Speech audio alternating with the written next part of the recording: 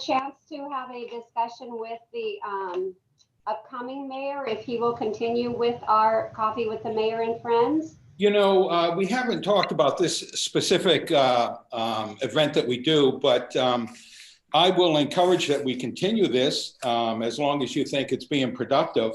And, we always have mayor and friends, so it's not necessary for the mayor to be here. I mean, if he wanted our vice mayor, Marta Cruz, to step in and do it one week, or Melanie Bagby, I mean, we could always rotate that responsibility. But I think this is a good venue for communicating with the public because it's archived on tape. So people can go look at it anytime they want. So I agree 100%. Yeah, so we want to encourage it. And like I said, there's many caveats to how it can be conducted without the commitment of the mayor every week. So well, and I know he works full time, so I don't know if that's kind of a hardship for him to be able to attend every twice a month as well. So well, he has a capable vice mayor, and he has a willing city council that will help him get through some of the local chores when he's tied up at work. So I'm confident he'll want to keep it going. Okay, so that'll be a conversation you plan on having, or is that something you feel like I need to reach out? What do you think is the best way? Well, I don't think it would hurt for you to reach out to Mayor Turner. I will be meeting with him this evening for a little bit, and we will definitely be talking about this Coffee with the Mayor. Okay. And I'm sure he's going to want to continue it. And like I said, if he's unavailable, Vice Mayor Cruz is more than competent to sit here, as is Councilmember Bagby, myself, whoever can step in. So. Okay, great. Thank you. Well, why don't we go ahead and get started? It's a little after 10. I just want to take a second and welcome some of city staff. I see City Manager David Kelly is with us, as is Chief Ferguson, Lieutenant Parker, and Kevin. So welcome. I just want to chat a little bit. There's just a couple things of interest on the City Council meeting that I want to review. And David, Kevin, just jump in whenever you'd like to. I see Councilmember Cruz, Vice Mayor Cruz just joined us. So Marta, welcome, and feel free to jump in as well. At last night's City Council meeting, the focus was on the selection of the mayor for the upcoming year and the vice mayor. And I'm pleased to say that Jason Turner was selected as mayor, and Councilmember Cruz was selected as vice mayor. I've got a skateboarder outside the window here. So if you hear a skateboard, it's not me, it's coming from outside. So welcome, and I'm really pleased. I know they're going to enjoy their tenure in the figurehead of the city. So the other thing that we did last evening was on the consent calendar. We awarded a contract, or we instructed the city manager to sign a contract with Westpac, and they are going to be redoing the trail on 2nd Street Park, making it ADA compliant. So it will be, I don't know if you've been to 2nd Street Park lately, but right around the basketball court, the asphalt really needs some attention, and that's what this contract is for. The funding, most of the funding is coming from our community block grant. So it's money put to good use. We also discussed the regional boards with mayors and council members. And I'm happy to say that Councilmember Bagby is once again going to be throwing her name in the hat to sit on the SMART board, so that we can have some representation from the northernmost city. For the last couple of years, it was a council member down in Hillsburg, And while Joe did a good job, there's nothing like having Melanie slash Carol Russell fighting for our cause to get that smart train up here. So that was pretty much it. Vice Mayor Cruz, if I missed anything, Mr. Kelly, please jump in. So, no, okay. Well, then the next thing, I'm going to turn the meeting over to Chief Ferguson, and he has a PowerPoint presentation having to do with use of force, and the mayor's pledge with my brother's keeper. So this is the outcome of what we've been working on. So Chief, would you like to share that with us? Yes, absolutely. Thank you. I guess it's council member now, Walter.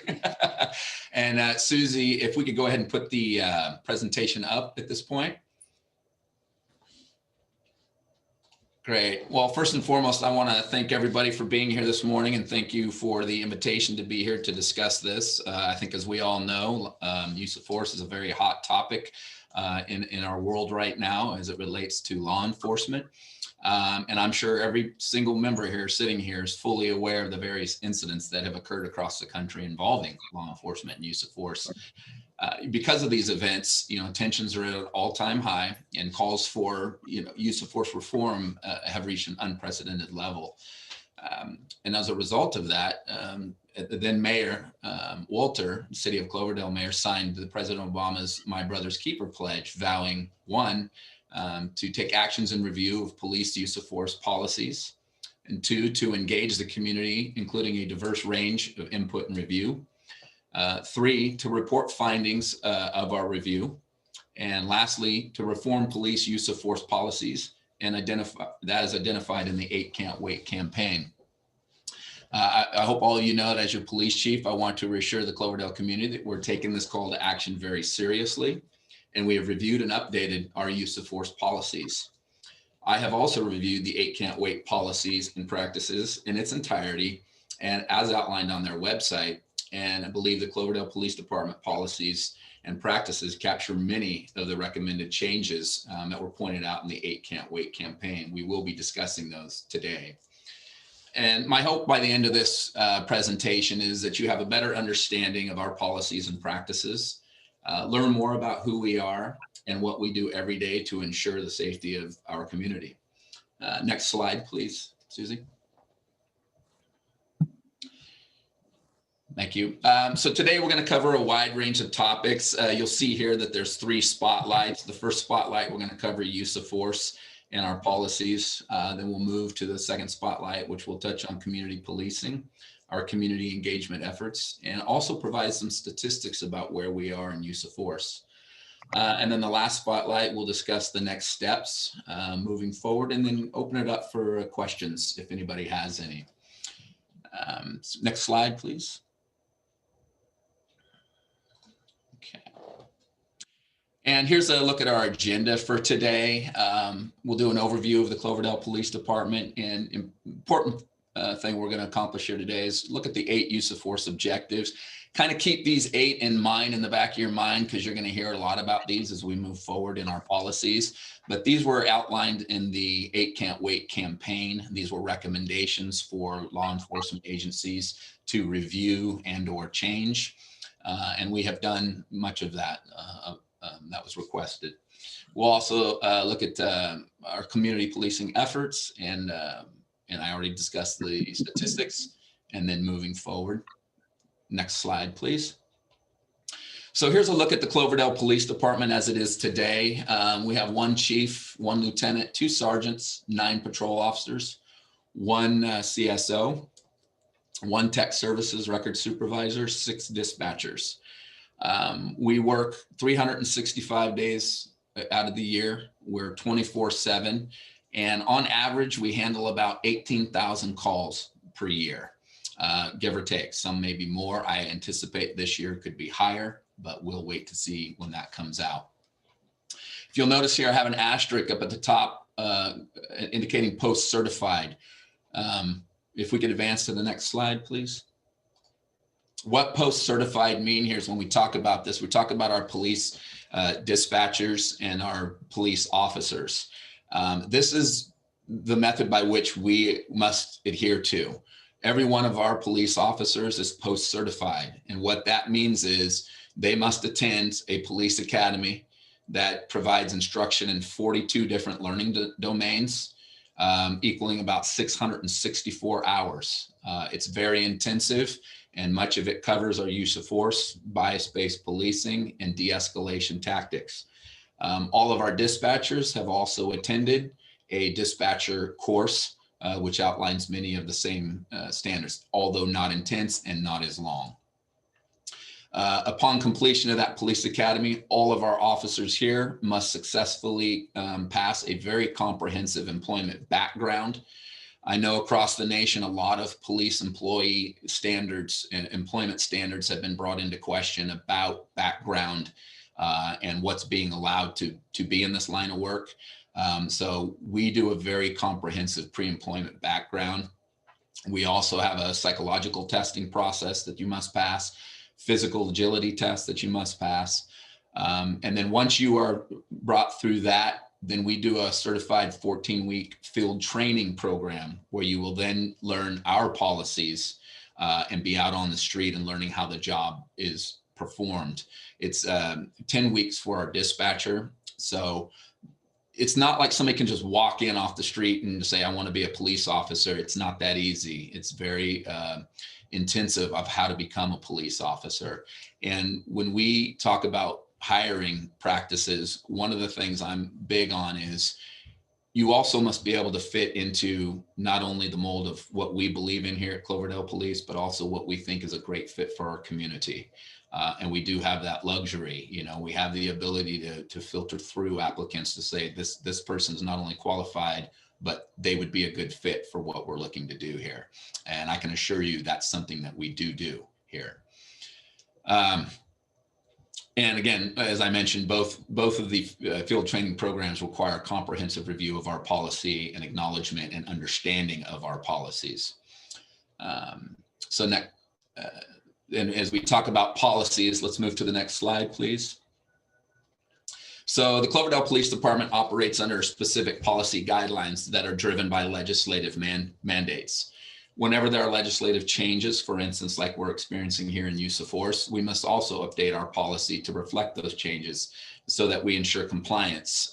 Our department uses a very comprehensive policy called Lexipol, which you see here. It was established in 2002 as a way to standardize policy procedures and training in the public safety operations. Well over 100 law enforcement agencies use Lexipol. And they provide the most up-to-date legal requirements in use of force. And it also has a built-in training tool that we can utilize that provides everyday training in different scenarios that officers must complete. So it's very beneficial.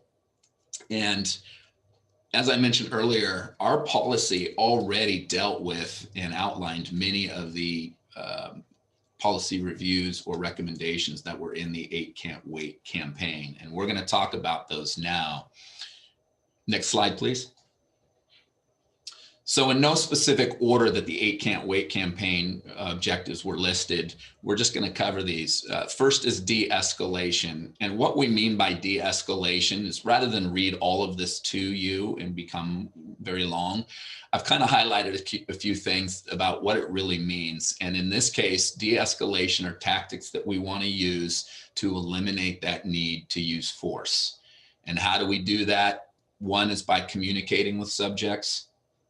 And 2 is by maintaining distance rather than tackling things head on that put us in that position. It's backing up, giving it space, and then using tactics that we're trained in, such as crisis intervention training.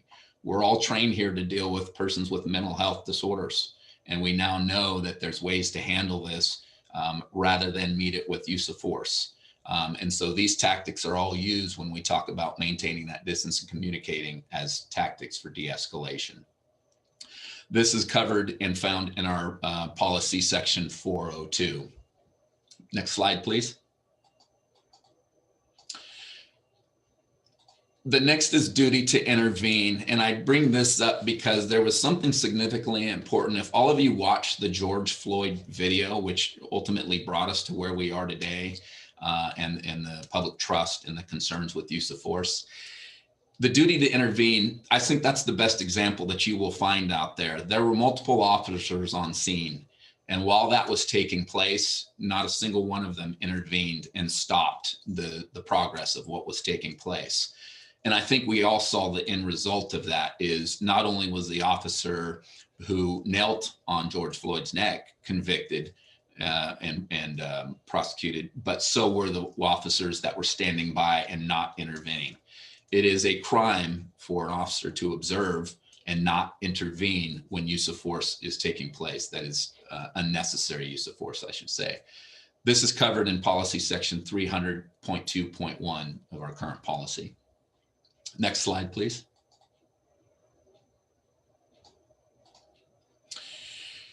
This next one, banning chokeholds and strangulations. This was a recommendation by the 8 Can't Wait campaign. And I just want to say that this was one of the places where there was an error in this campaign recommendation. Our policy has never allowed chokeholds or strangulation. The term that is used, and which was formally in our policy, is called a carotid control hold. And when applied correctly and with certified training, this particular tactic was useful in subduing a violent subject for a very limited amount of time so that the officer could gain control. It has been effective in years in the past, but this particular incident, which did not turn out that way, has really changed policies as it relates to the carotid hold. And effective June 12th, we were one of the first agencies in Sonoma County to completely ban this from our policy. And now it is completely, it's not an option. Legislative changes made it mandatory that you no longer applied this and took it out of your policy. So we were ahead of the game there, and Cloverdale removed it on June 12th. Next slide, please. Shooting at, I'm sorry, I went too far there. Requiring warning before shooting. This was a Assembly Bill Mandate 392. And basically what this is indicating that where feasible, officers prior to using force shall make reasonable efforts to identify themselves and warn that deadly force may be used. Our officers are trained here to give a verbal warning when reasonable before use of force, and that can be found in our policy section 300.4 subsection B. Next slide, please. Shooting at moving vehicles. So I'm just going to indicate that our officers are instructed to not to discharge a firearm from or at a moving vehicle except when necessary in the defense of the officer's life or the life of another person. So this is one that was recommended removal from our policy. And I will tell you that we have not removed this from our policy, but I want to explain why. I think when most people look at shooting at moving vehicles, you look at movies where they're driving down the road and people are hanging out windows and shooting at cars and doing things. That's absolutely not anything we would support and not how we operate, and that would never be approved. What this does is let's take a scenario where you have a large protest taking place with hundreds of people, and you have an individual that decides today's the day I'm going to jump in my 18-wheeler tractor trailer and I'm going to go plowing through that crowd. The only way that we can really stop and incapacitate that driver from further injuring, killing others and or the officer is a possibility is to shoot at that individual, to incapacitate him, to stop that forward movement. This would be a scenario where that would benefit because we wouldn't have time to be able to put spike strips out. We wouldn't have knowledge unless we were told this was going to happen. So in certain circumstances, this may still be a very effective tactic to stop that threat. So I want to just kind of give an example there why you might still see that in our policy, but it's certainly not, something we encourage at any given time on any other circumstance. And this can be found in policy section 300.4.1. Next slide, please. This discusses require exhausting all alternatives before shooting. And basically what this is asking is that we use other resources and techniques when determining whether to use deadly force, when safe and feasible to do so. As we go on in here, you're going to see that we do have these guidelines in our policy. Currently, right now, this is in our 300.4 section under deadly force applications. Next slide, please. Require use of force continuum. This was one that also was somewhat of a challenge in the request 8 Can't Wait campaign, as they wanted this in our policy. Many years ago, policies had a use of force continuum. And what this means is policies would normally say that when you are encountering a potential use of force situation, the first thing you must do is your mere presence is number one. Second in that continuum would be verbal commands. Third would be hands-on. Maybe you have to use a control hold. And then you would move to like a pepper spray. And then you would move to a taser.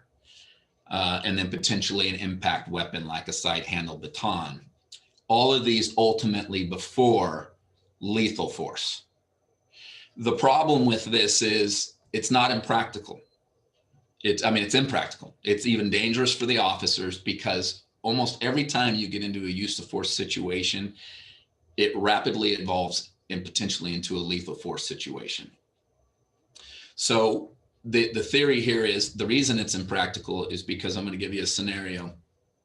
If an officer's making a car stop and on their approach to the driver's side, the driver jumps out of the car and immediately starts firing on the officer. I think we can all agree that a verbal command, we're beyond that. The shots are being fired at the officer. They must protect themselves. They must protect the community. I think trying to go hands-on is obviously not beneficial for the officer.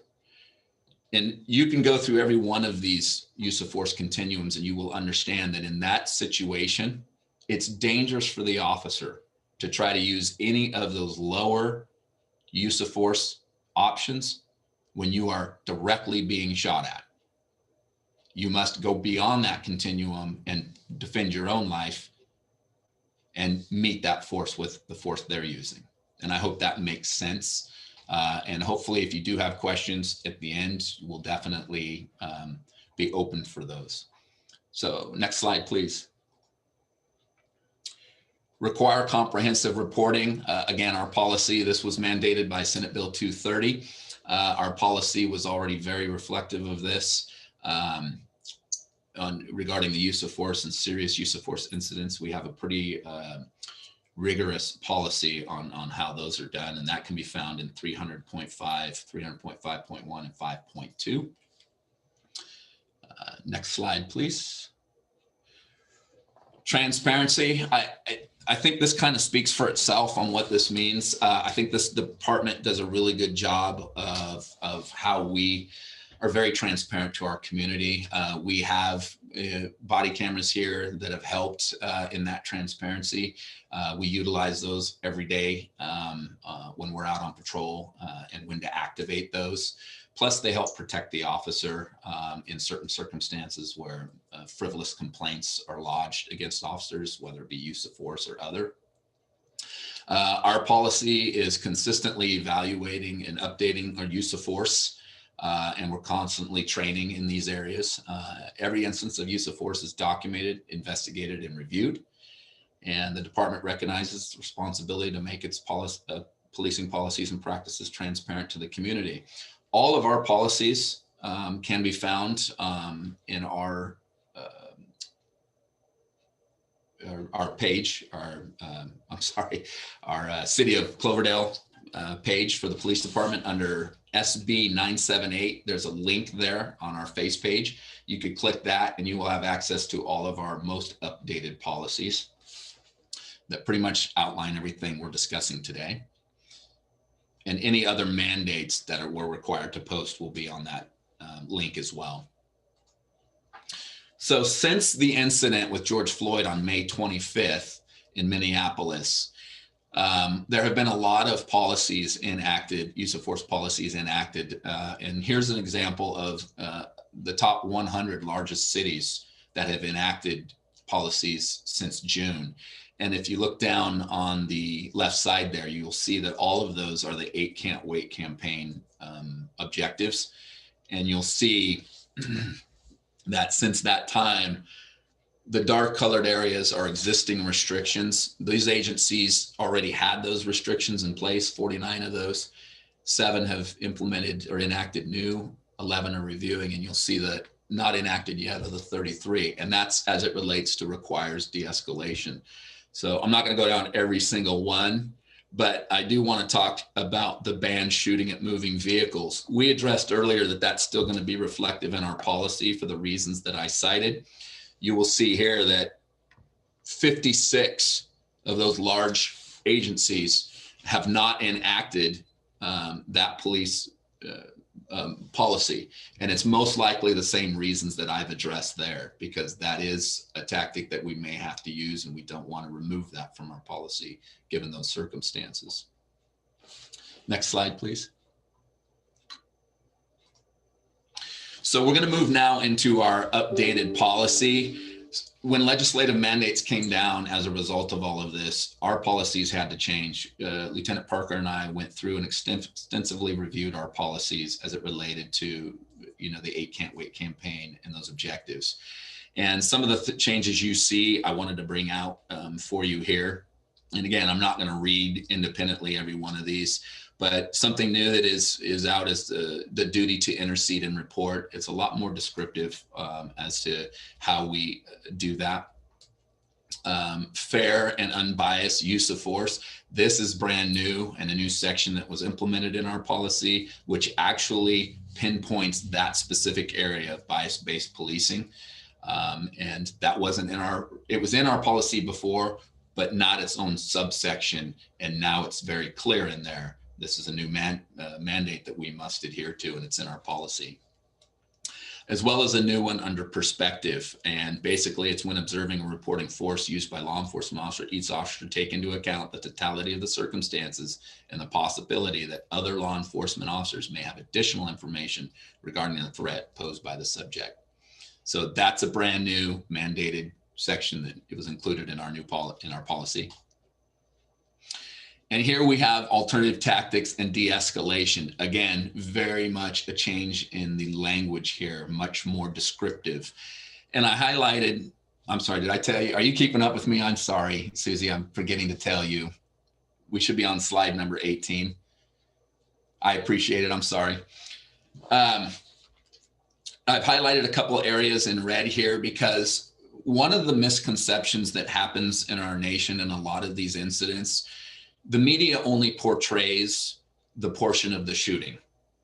The media only portrays parts of what the overall picture is. And I think it's really important to discuss this today because there's so much more of the backstory that comes into a lot of these use of force, even shootings, regardless of the race, religion, or anything else that happens. There's typically more backstory than what you get from the media. And I do want to indicate in a situation like this, for the first part of this talks about as time and circumstances reasonably permit, and when community and officer safety would not be compromised, officers should consider actions that may increase officer safety and may decrease the need for use of force. So we talked about de-escalation earlier. And when we talked about that scenario of the officer walking up to the car and the use of force continuum, in a shooting that happens, you're not likely going to get all the circumstances of that. But if I tell you that the officer has to make an immediate decision in that time frame, when he walks up there and that guy jumps out of the car, the officer has to think, does the time and circumstances reasonably permit them to use de-escalation tactics? And in the scenario I gave you, the answer to that is no. The second part of that is a person jumps out and is actively shooting, putting the community and the officer at risk. The officer has to also consider, is community and officer safety being compromised? Yes, it is. Absolutely. So when we think of that type of scenario, you won't get all those specifics. What you will get is the fact that the officer shot somebody and killed somebody. But the reality is what the officer has to consider every time he gets out of that car are those factors I just brought up. So you understand the challenge of that, and it's not as easy as people would think. There's a lot that's being put into this, and I just wanted to address that scenario because those are relevant when it comes to de-escalation. We do have to have a time and circumstance that reasonably permits us to utilize that tactic. And part of that is that the community and officer safety wouldn't be compromised. If those things are covered, then we should be using de-escalation tactics and alternative tactics. But there's going to be times when that doesn't happen. And unfortunately, you're not always given that information. And that clouds the judgment, and that creates that image of public trust that we're suffering right now. I'm not saying all of us do well. Certainly there's merit to some of it, but also not every circumstance should result in mistrust of police. And there's more down there that you can find in our policies. Next slide, please. Here we already discussed the shooting at moving vehicles. What this does is just outlines a little bit more language about, when we should not and why we should not, but it doesn't omit it from policy. It's just officers must adhere to these elements of the policy. If you are going to shoot at a moving vehicle, it is definitely discouraged, but I gave an example of when we may have to. Next slide, please. I think some of the bigger changes here that came with the reporting of the use of force, and I just wanted to discuss a couple of areas here because this is vitally important. Any use of force by a member of this department shall be documented promptly, completely, and accurately in an appropriate report, depending on the nature of the incident. The officer should articulate the factors perceived and why she believed the use of force was reasonable under the circumstances. To collect data for purposes of training, resource allocation, analysis, and related purposes, the department may require the completion of additional report forms as specified in department policy, procedure, or law. So we talk about the importance of reporting the use of force, but then also notification to supervisors. And this is regarding any force. This is not just shooting. This is any force. If we, take somebody to the ground and it results in a use of force action, that has to be reported. Next slide, please. So here it talks about significant use of force reporting requirements. So if it's in any application of an EMDT or controlled device, any application of restraint device other than handcuffs, shackles, and belly chains, or in any case where the subject was rendered unconscious, or if the individual was struck or kicked.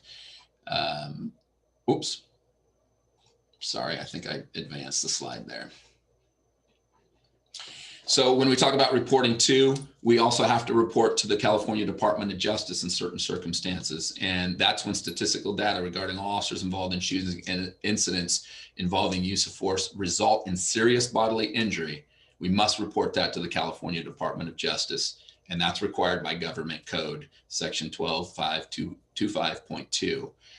Very important that those get reported because they stat those incidents. And those incidents that are statted often result in legislative mandative changes. Okay.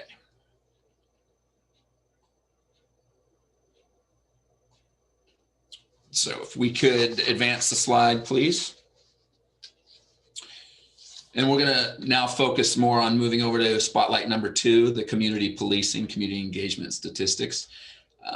We strive here at Cloverdale Police to ensure building partnerships with our community by collaboratively participating in annual events that help bridge that gap between community members and the department. Next slide. We participate annually, with the exception of COVID 2020 year, Cesar Chavez Day, Coffee with a Cop. This is where officers typically go up to Starbucks. I think was the last time we did it in 2019. where community members come out and have a cup of coffee with officers that are within the department. And it's a great way to network with our community. Lunch with the Cop program. This is where a couple of kids from the elementary school get to come on a ride along with police and go to a local establishment. This last year in 2019, we took 2 children on 2 different occasions to McDonald's. And it's a great program because they can ask us all kinds of questions while we're having lunch, and they get to ride in a police car, and they get to see how all of that operates. So it's a great way to work with our younger population here in the community, and it's a fantastic program. And Officer Nunez has really spearheaded that program here in Cloverdale, and it's wonderful. Read Across America is another big one. Annually, the Dr. Seuss time of the year. I read this last year in 2019. This is a wonderful program where we read to students in the elementary school. And again, it's a great way to end the day. They ask questions and answers, and you would be surprised at some of the questions kids come up with to ask about the school. Next slide, please. National Night Out. This is a great opportunity here to bring our community and police department together. Typically here we'll have a movie for the children. We barbecue hot dogs, hand out free hot dogs and sodas, and just really have the opportunity to mingle with our community, ask questions, and have them just get to know us outside of the norm of what we do. I think last year in 2019, we had our new UTV we unveiled out there, and we set up something in our bay so that the kids can come through and check out all of our equipment and our cars. So this is a great event. We're really looking forward to having this come back around again. This year we participated in the Torch Run. This is also an annual event. Cloverdale's been participating in for years. This is to support Special Olympics. This year we had a significantly large portion of our police department participate in this, running different legs throughout the city before turning the torch over to allied agencies throughout the county. This is a fantastic event, and we'll continue to do this. Neighborhood Watch, of course, I think everybody's familiar with our Neighborhood Watch program. We have held Neighborhood Watch trainings.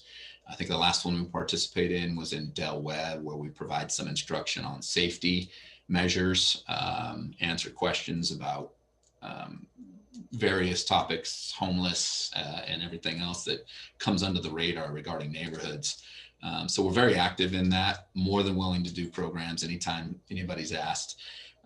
And we've also created, through our Nixle program, our public notification system, we've created Neighborhood Watch group in there so that we can actively reach out with any information that's relative to the neighborhood group. And I think we're going to plan to do more Neighborhood Watch in the upcoming year, assuming COVID allows us to. Business Watch, very much the same concept, but geared towards business. Again, we've created a Nixle group directed towards Business Watch in case there's any business related items we need to put out there. We have also held community meetings with business owners to address some of their challenges. And these are programs we're going to continue to do, and those will never go away. And hopefully we'll get more participation as we move on.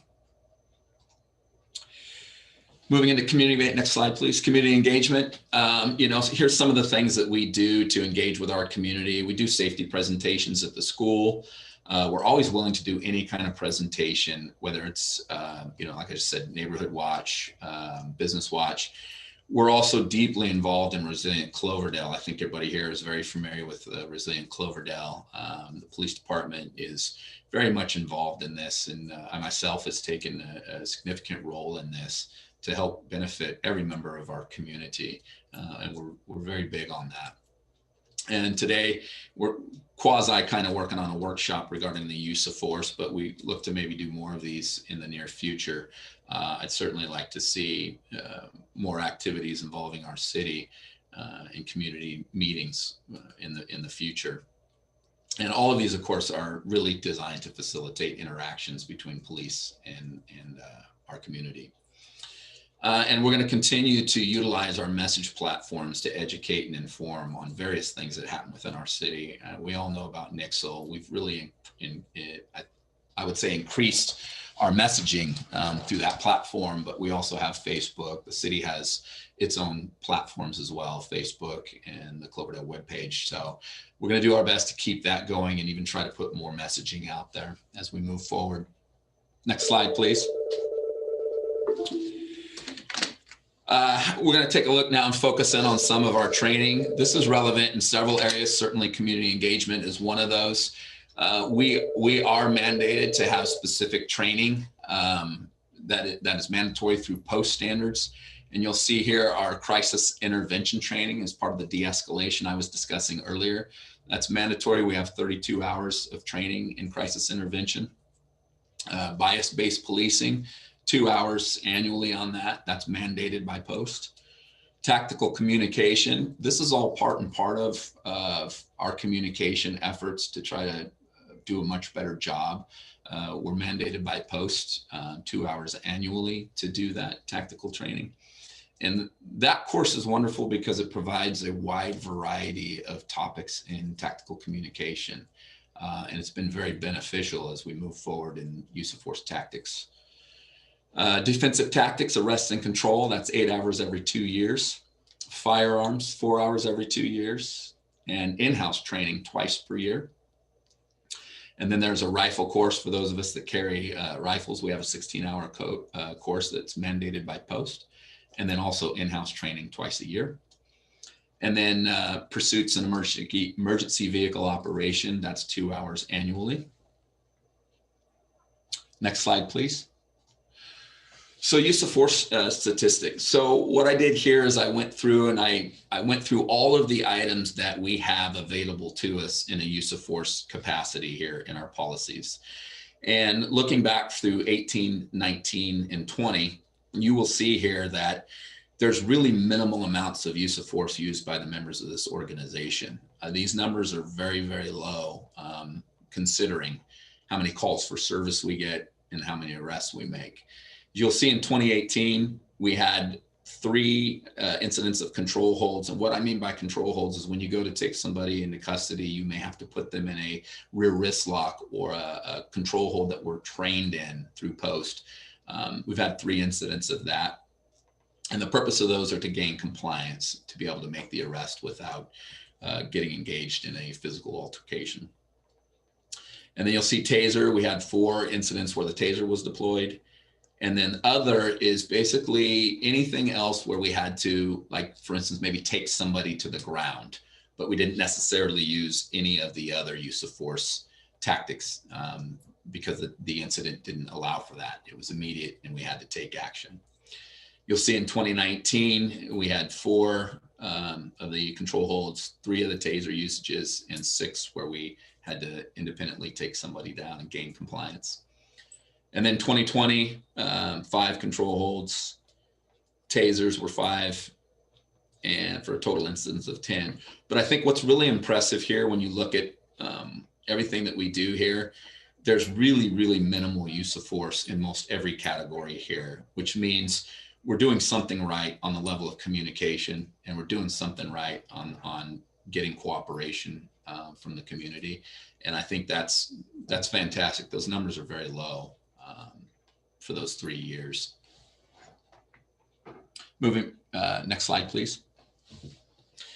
So moving forward, I think what we'd like to see here is more annual town hall meetings. I definitely would like to see a town hall meeting hosted by us. I think that's going to be very important. Gives us that opportunity to address our community's concerns. And also it kind of lets us go over our annual policy review, check where we're at, what needs to be changed, what we can improve. And as far as increase in community engagement, I'd like to see more business watch meetings, more interaction, as well as in the neighborhood watch. One of the things that we did, and I want to give a lot of credit to Lieutenant Parker, who's on here today. We also created a video that really outlines everything we've just discussed today. And the importance of this is the video involves all of our department, or many members of our department, providing their own input on the video for specific sections of use of force and what the mandates are. I hope that all of you get an opportunity to take a look at the video. You may not want to do it today because it pretty much covers a lot of what we covered today, but I hope you do take a look at that. We plan to post it to our police department Facebook post today, as well as potentially the city's website. And I encourage anybody to let everybody know, take a look at this. We're going to leave it up permanently so that people understand where we are as an organization and how we look at use of force. Next slide, please. This is just giving you a few pictures of the team, who we are, what we do. Here we've had a barbecue cook-off last year between the members who decided to believe that they were better at barbecuing ribs than others. The benefit for myself and David Kelly and Jason Turner is we all got to sample all of those. So wonderful event. It was a lot of fun. I can't wait to bring it back. And Parker lost. I want to make that very clear. And here in the middle screen here, you got us where we're out at the school giving a demonstration, letting the kids go through the cars. Pictures of coffee with a cop. We also have a neighborhood watch at Del Webb there in the picture, and just kind of giving you an overview of a lot of things that we do. And our law enforcement code of ethics, this is what we live by. This is what we adhere to. This is something that we learned in the police academy and something that we had to memorize in order to graduate, and something that we carry with us every single day that we do this job.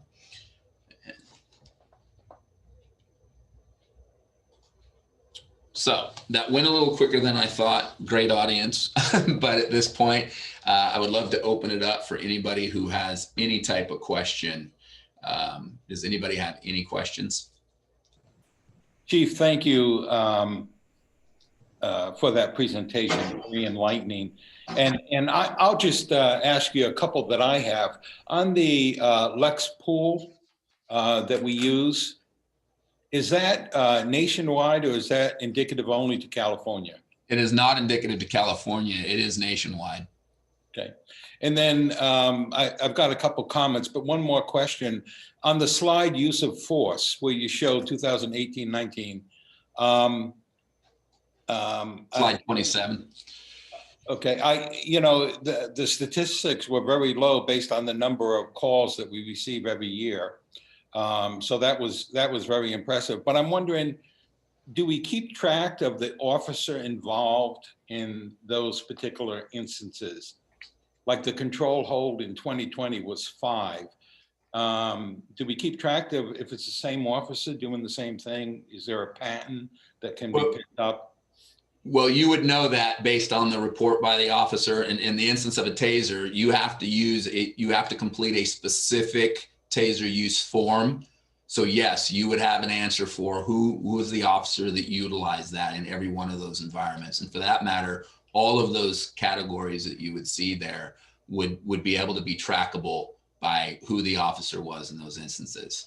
You know, the control hold is the least of the concerns, if I'm being honest, because those are just things that we have been taught to use just to gain compliance and not let somebody get away while we're trying to apprehend them and put handcuffs in. I certainly see why taser would be something you'd be interested in. But again, those are very low numbers considering. Yes, but you do keep track of if it's the same officer starting to show a trend or a pattern. We would definitely know that. We can keep track of that way, and it does keep track of that way. Thank you. Yeah, and I want to just circle back on Lexipol. Yes, it's nationwide, but it doesn't mean everybody adheres to exactly everything in Lexipol. We cater Lexipol to our own department policies as well, but it gives you a broad idea of policies, and then you can kind of do what you want specific to Cloverdale Police. Does that make sense? It does. Okay. And this was your maiden voyage with this presentation, correct? Yeah. We're the first ones to see it. Yes. Well, thank you for that. And we definitely have to work on getting it out to the community and other service organizations. But are there any questions from anyone pertaining to this matter? Okay, please. You're on mute. Hi, thanks, Chief. I have a question. Do you still have a liaison officer assigned to the high school? No, we do not. No. The last person that we had was prior to my arrival here. It was a reserve officer, and we haven't been able to put a permanent officer over at the school. We have had an officer there teaching DARE and GREAT programs to the middle school, but we have not had a permanent officer stationed to the school. Do you think it's a valuable tool to use? It's always a valuable tool. My philosophy on that is there's no better way to interact with the youth in this community than to be over and be visible and present at the school. It's certainly something that was high on my radar when I came here to Cloverdale. Unfortunately, we were in the talks and we were in the works, if you will, including establishing a very comprehensive MOU for a SRO position, which is a school resource officer. But COVID came along. And, you know, then we have the distance learning, and then we have to really focus in on the value of an SRO during COVID with folks doing instruction from home. It's something we certainly may touch on again as we get out of this environment of learning and get back to students on campuses where we benefit most in that environment. Okay, great. Thank you. Yes. I just had a quick question for you, Chief. Yes. I saw in 2020, the use of force was what, 10 incidents across the board for a town this size. Would you say that's in 2020 probably average, or would you say that that's extremely low? Well, I'll never say extremely low. You know, I mean, you have to consider the amount of calls, the amount of arrests. And if you look across the other 2 years that are putting in there, we're not far off the mark if you averaged all three. It's just about even across, you know, it's not high or not substantially low in either way. I would say that's about average considering the amount of arrests and the amount of calls that we take. 18,000 calls for a community like this is actually high. That's a lot. But that also includes every kind of call. That's self-initiated activity, calls called in, things we're dispatched to. It's all inclusive. That's 53 calls a day, which is pretty significant when you stop and think about the number of officers that we have on duty at any one particular time. So, other questions for the chief? Chief, I'm going to tell you that Melanie and I think a lot alike, so she got my question out before I did. But I want to thank you for this presentation. I was in law enforcement in the military, and my family's been in law enforcement over the years. And I'm hoping that you guys are not getting a lot of flack because from what I can tell, you guys are doing an excellent job. Your officers, you have very few, and you cover this community so well. I just want to make sure that you you and your officers get kudos for that. Like I said, having been in law enforcement to some degree and having family in there, I totally appreciate you guys and everything you do. And this is a great presentation. Thank you. I appreciate it very much, Al. As you know, in the law enforcement arena today, the culture is not so supportive, and it's rare that we do get the kudos, and it's unfortunate because those are actions that we could not control, but they impact us nonetheless simply by the mere fact we wear the similar badge and perform the same job. So it's always rewarding to hear somebody say, hey, you're doing good. And I do want to say that I believe that Cloverdale has been an extremely supportive community for our law enforcement, even through everything that we have gone through, even though the atmosphere and the climate has substantially changed. I feel very supported, and we feel very supported by this community, and that speaks volumes to us. Well, I think it was an obvious value when you moved from Lake County down to the city of Cloverdale. You brought a lot of value with you, and I just want to make sure that you knew that. Well, I would say most of us understand that. I appreciate that very much, and it's a pleasure to be here. It was probably the best move I've ever made in my career. Well, you're absolutely right, Al. We do have a quite an impressive police force, and the city council for years, and Chief Ferguson picked right up on it, has supported the concept of community policing. You know, this is I hate to use the term Mayberry, but you know, it's not like policing in Oakland and San Francisco and some of the big cities. Just as dangerous, but it's more community, and we really like that. Right, I agree. And I have two family members that were injured in the line of duty, serving as police officers, and one in a very small community, one in a very large community. So it really doesn't matter. They're putting their life on the line every day. Absolutely. We value you. So. Yeah. Thank you. Lieutenant Parker, I want to thank you, and thank you for posting to the chat the links here. Chief Ferguson, with City Manager Kelly's help, I'm sure you'll start rolling this out to the community for everyone to enjoy. It was a very good presentation. Thank you very much. You guys will love the video, trust me. It's Parker is a tech guru, and I'm very fortunate that he has that ability because I have none.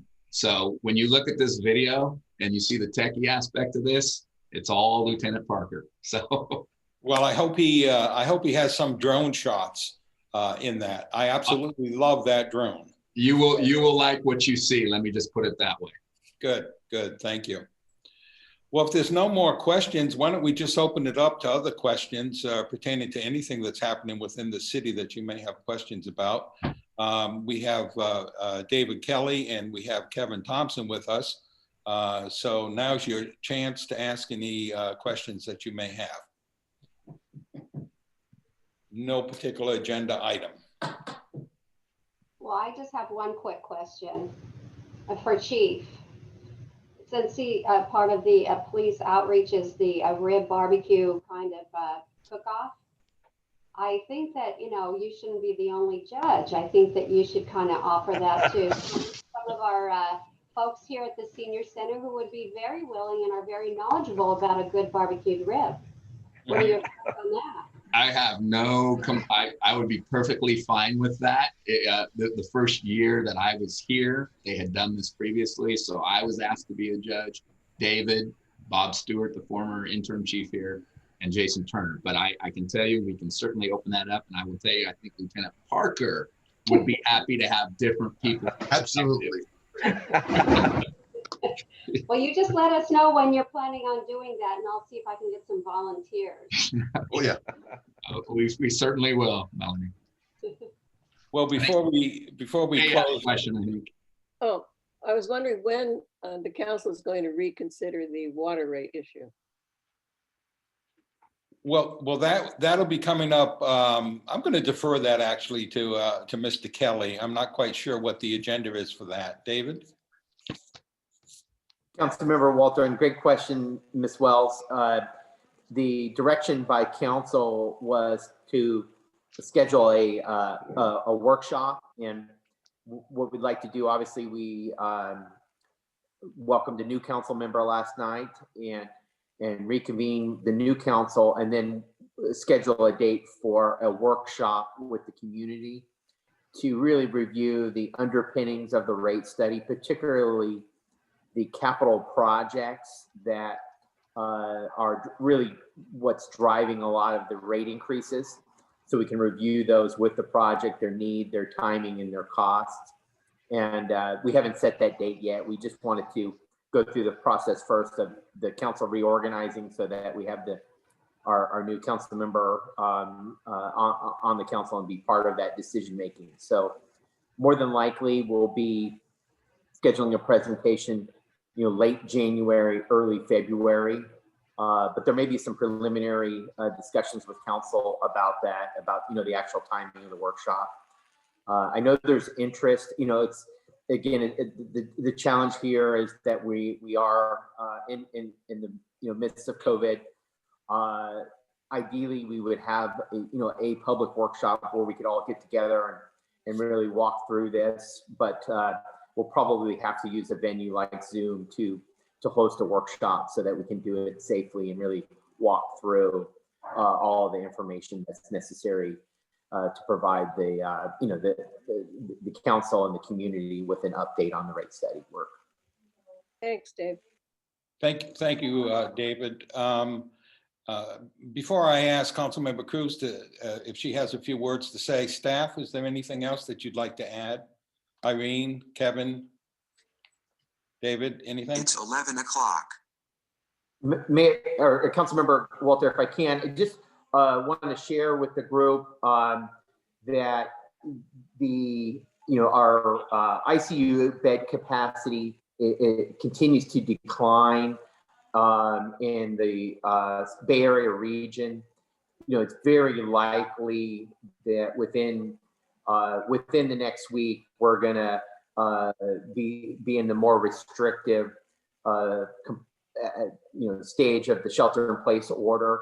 It was predicted by the state that anywhere between mid-December and late December that we might hit that target of 15% capacity or lower. And it looks like we are unfortunately relatively on target with the state's forecast that we may hit that lower threshold and be in a more restrictive shelter in place. So keep your eyes and your ears out for an announcement either from our health officer or from the California Department of Public Health. My expectation is if not this weekend, more than likely sometime next week. So unfortunate news to share, but that's where we're trending. David, could you just explain that percentage to the group? 15% availability and we're further restricted, correct? That is correct. The state has, California Department of Public Health and the governor's office has divided the state into 5 regions. Sonoma County is in the Bay Area region. A number of Bay Area cities have already proactively shut down or implemented more restrictive shelter-in-place orders, which means no outdoor dining, for example, more restrictions on retail operations in advance of actually hitting that 15% ICU bed capacity. And while we're still above it, some counties opted to do it proactively, but it looks like we may be on target to actually, as a Bay Area region, hit that target nonetheless and be placed in that more restrictive shelter in place. The more it'll kick in those more restrictive shelter in place provisions that restrict some of our business operations and the way we conduct business. So that's what Councilmember Walter is speaking to. I don't want to sound too alarmist because I think there is additional bed capacity. So there is some technical aspects to how the state defines that 15% capacity. Some of it has to do not so much with how many beds there are, but our ability to serve patients once they're there. So it's a little bit complex, and so I don't want to sound overly alarmist, but again, given the environment we're in, we're very likely in the near future to be in that more restrictive, or under the more restrictive order provisions.